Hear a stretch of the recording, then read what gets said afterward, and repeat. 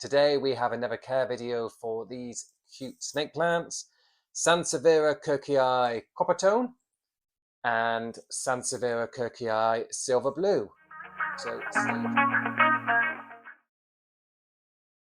So it's a wet and windy Wednesday afternoon, and I thought, what should I do today? I know, let's just do a quick care guide for these two cute snake plants. Let's start with the Coppertone. So this is Coppertone. It's beautiful. I'll show you some footage of it so you can have a good look. The name might be obvious. You might see where I'm going with this. It's Coppertone because the leaves are slightly copper coloured, or a copper tone. It is, yeah, I like it because it's different. A lot of houseplants, look around, they all tend to have very specific type of familiar green. Whereas this one is not. It has a darker sort of bronzy copper look. I really like that. It breaks up things a little bit. If you mix it with other plants, there's a bit of a foil. It gives a bit of contrast. Yeah, it's really good. The leaves on these ones grow out horizontally rather than vertically, which is familiar with a lot of snake plants. They tend to go up. These don't. These spread out, which again gives it a little bit different. It's something a bit unusual. Yeah, really like it, and they're super easy. I dare I say it, they're actually potentially easier than the traditional snake plants. I don't know. But yeah, it's a really great species and it's definitely worth seeking out. Let's look at the Silver Blue next. And then this one is the Silver Blue. I'm just looking at it. It's so, even though they're the same species, they do have quite a bit of difference. The leaves on this one are really chunky. Seriously, so chunky. You're not bending these, no way. And they are thick, really thick and chunky. It's amazing, really. Like how I would say actually it's probably one of the thickest leaves I've seen on any houseplant. For what they look like anyway. They look like normal leaves and they are thick. I'm talking literally an inch or so. It's crazy. Anyway, this one's Silver Blue because in the right light you need to be. This isn't truly. I don't think this is truly don't think you can look at this and say it's blue, but there is a sheen to it. There is a shimmer. In the right light, you'll see that. I don't know if the camera's picking this up, to be honest, but yeah, it's another one that's cute, and it has red edges which are a bit more prominent. So you've got the green, and then you've got the red edges, which is familiar with a lot of snake plants, to be honest. So this one sort of mirrors that as well. But yeah, really easy. So let's get on to the care guides and how to make them look amazing and keep them in your home for a long time.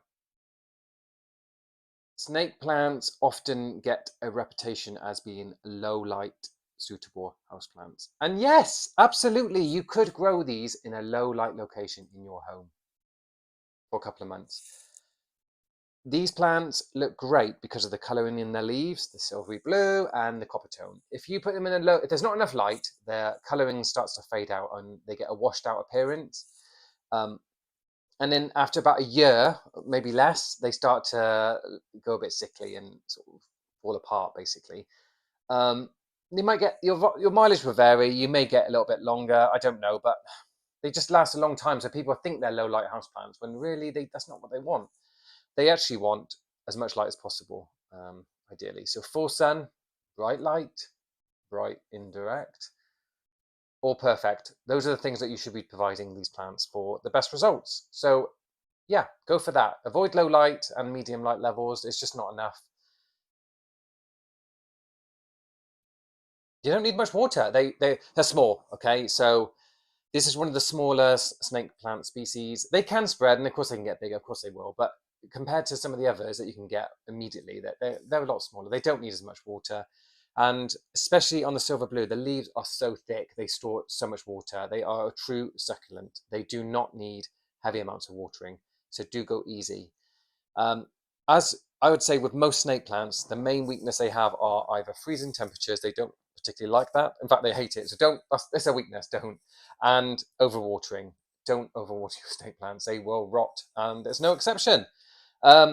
I've done a few videos before about watering snake plants. I will link to one below, and there is a quiz stroke questionnaire on my website where you can input your growing conditions and it will give you a rough guide as to how much water they need. So you know roughly what you're looking at doing.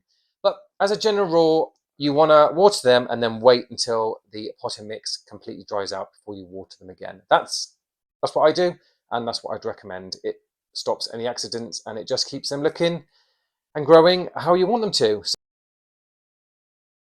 So So speed of growth is slow. They're not fast growing no matter what you do. They need good light, they need reasonably regular watering, and if you can provide that, great. You're still going to get a slow growing plant. It's normal, I'd say, to get one new, yes, you heard me right, one new leaf each year. You might, basically, the plant spreads, and there's actually two plants in here now. There was one originally, but over time they create new rhizomes into the soil, and you end up with multiple plants in the same pot. So there's now, I think, two plants in here. So each plant generally will produce one new leaf each year. You might get two if you're lucky, but one's probably quite normal. The more plants you have in the pot, the more leaves you're going to get. Obviously, two plants, probably two leaves, something like that. But yeah, out it comes. It's thick and it's sometimes bigger than, well, this one is massive compared to all the other leaves. So, yeah, there's two leaves since I've had it. So that's 2 years. 1, 2. It's a slow growing plant, but that's not necessarily a bad thing. It's still really beautiful. Okay, so let's quickly cover temperature and feeding and humidity. Let's put that in there as well. Let's cover this all quick. Humidity, you don't need to worry. Anything you have in your house is going to be not an issue. They're not, the only thing I would avoid is terrarium type situations. They don't want too much humidity, but otherwise, pretty much anything you have is going to be fine. So that's fine with humidity. Temperature, they like it warmer. If you can provide warmer temperatures, great. And that's what they're going to be after. But they will still cope with average room conditions. So they're not going to be fussy. If the temperature is a bit lower in the room you're choosing to put them, you might need to water them a little bit less. So yeah, keep them away from really cold temperatures. They don't like freezing temperatures. I've mentioned that already. So keep them away from anything that's approaching freezing. If you put them outdoors during the summer, make sure you bring them in before the temperature drops. As for feeding, you don't need to feed them that often. They're not heavy feeders. Once a month, once every 3 months is probably fine. You can use a normal houseplant feed if that's what you have available. If not, and you have something a bit more specialist, go for a cacti and succulent feed. But they're not fussy, honestly. You're not really going to make a mistake unless you go crazy and overfeed them or never, ever, ever feed them. But they can cope for quite a while without much feed and they'll be fine. Yeah, it's lesser importance than all the other things we've already covered. Good light, reasonably good watering, all those things are going to fuel the growth. The feed is just a bonus in the case with these plants because they grow so slowly. They just don't need as much.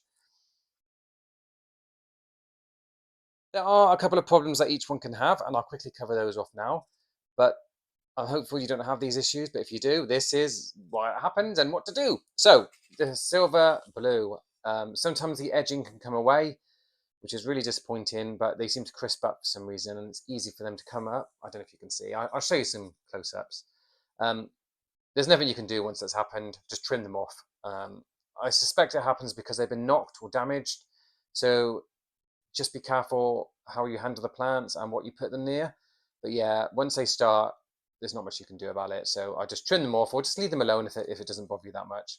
And then with the Coppertone, I find that it is susceptible to scale, which is very, very unusual. In fact, I don't think I have a single snake plant in all the years that I've owned them where scale has been a problem, other than on this one.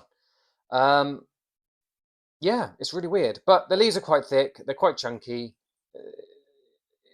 It's easily dealt with. You can take them off with your fingers if you're feeling a little bit gruesome, you're not too squeamish. You can sort of take them off with your thumbnail. If you really don't want to do that, cool. I don't blame you. You can just use an alcohol swab. A little bit of alcohol on top will dissolve the scale and it'll be gone. They're quite straightforward to get rid of. It shouldn't be a long-term issue. But yeah, that's the only issues I've had with them. Other than that, they are super, super easy houseplants. And I'm hopeful that if you get them, you're going to enjoy your time with these plants and that you have a long life with them and everything is good. And that's it for this video. Thank you very much for watching. And if you've got any questions, put them below and I will respond to you. And if you've got any suggestions about other houseplants you want me to do videos on, let me know. I'm always up for some feedback, suggestions. And that's it. Thanks for watching, and I'll catch you in the next one.